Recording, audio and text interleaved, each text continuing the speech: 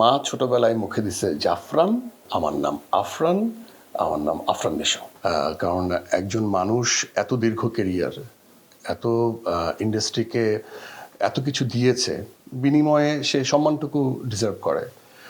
বিনিময়ে তো সে কিছু আসলে চায় না একটা সম্মান ছাড়া। সো আমার তরফ থেকে এই সম্মানের তুঙ্গেই উনি থাকবে, সবসময় থাকবে। আর সময় সুযোগ হলে আমি নাটকও করতে চাই। এটা আমার দায়িত্বের মধ্যে পড়ে যে প্রত্যেকটা ছবি আসতে দিতে হবে এবং যে জায়গা থেকে তারা তাদের মেসেজটা দিতে চায়, তাদের বক্তব্যটা দিতে চায়, সেটা সুস্পষ্ট হতে হবে। আমার নাম হচ্ছে আহমেদ ফজলে রাব্বি নিশো, এবং আমি প্রথমে যখন কাজ শুরু করি অ্যাজ এ মডেল, তখন নিশো নামে সবাই চিনত।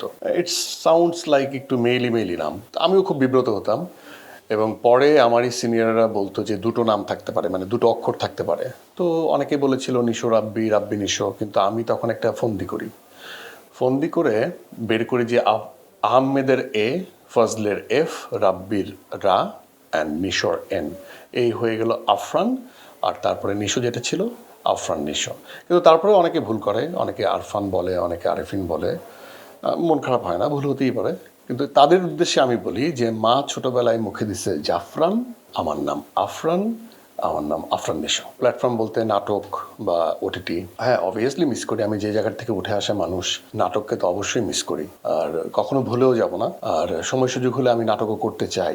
দেশ জুড়ে তোলপাড় ওয়ালজ এন্ড ফ্রিজ কিনে আপনিও হয়ে যেতে পারেন মিলেনিয়ার। কখনোই কোনো প্ল্যাটফর্ম আমার জন্য বন্ধ না, কারণ আমি কন্টেন্টে বিশ্বাস করি, গল্পে বিশ্বাস করি, অভিনয় করতে পছন্দ করি। অভিনয় আমার পেশা, অভিনয় আমার নেশা। তো প্যাশন অ্যান্ড প্রফেশনাল জায়গা থেকে যে কোনো কন্টেন্টের সাথেই আমি নিজেকে সম্পৃক্ত করতে চাই, সেই জায়গা থেকে মিস করি। এখন খুব সিরিয়াস সিনেমা নিয়ে, এই জন্য সিনেমার প্রসেসটা একটু ডিফারেন্ট, এখানকার ক্রাফটিংটা একটু ডিফারেন্ট, একটু দীর্ঘমেয়াদী। এই জন্য আসলে অন্যান্য প্ল্যাটফর্মে খুব সচরাচর কাজ করা হচ্ছে না, বাট ভবিষ্যতে হবে। আপনারা যারা সিনেমা হলে দাগিটাকে এক্সপিরিয়েন্স করবেন, তারা সমালোচনা করুন কনস্ট্রাকটিভ ওয়েতে। পছন্দ না হলে বলুন, আমাদেরকে ধরিয়ে দিন। টোটাল টিম আমরা জানতে চাই আমাদের কোথায় কোথায় ফ্লজ। আমরা তো খুব বেশি সিনেমা নিয়ে আসতে পারি না দর্শকের সামনে, সেখানে প্রত্যেকটা মানুষ গল্প, ডিফারেন্ট গল্প দেখতে চায়, এবং যারা আসলে এক একটা সিনেমার সাথে সম্পৃক্ত, অনেকগুলো মানুষ, তাদের ধ্যান জ্ঞান শ্রম জড়িত। এটা আমার দায়িত্বের মধ্যে পড়ে যে প্রত্যেকটা ছবি আসতে দিতে হবে এবং যে জায়গা থেকে তারা তাদের মেসেজটা দিতে চায়, তাদের বক্তব্যটা দিতে চায়, সেটা সুস্পষ্ট হতে হবে। তো সেই জায়গার থেকে আমার মনে হয় যে যদি কেউ একটা ক্রাইসিস মোমেন্টে আমার মতো মানুষকে পাশে পায় এবং এটা যদি আমার রেসপন্সিবিলিটির মধ্যে পড়ে, সেটা আমাকে প্রকাশ্যেই বলা উচিত। সেজন্যই আমি সার্টিফিকেশন নিয়ে একটি মন্তব্য করেছি। সে ইন্ডাস্ট্রিতে আমার সিনিয়র, তাকে আমি যথেষ্ট সম্মান করি, এবং সে সময়ও আমার যখন সুরঙ্গ আসে তখন তাকে সম্মান দেখিয়ে আমি অনেক কথা বলেছি, অনেক।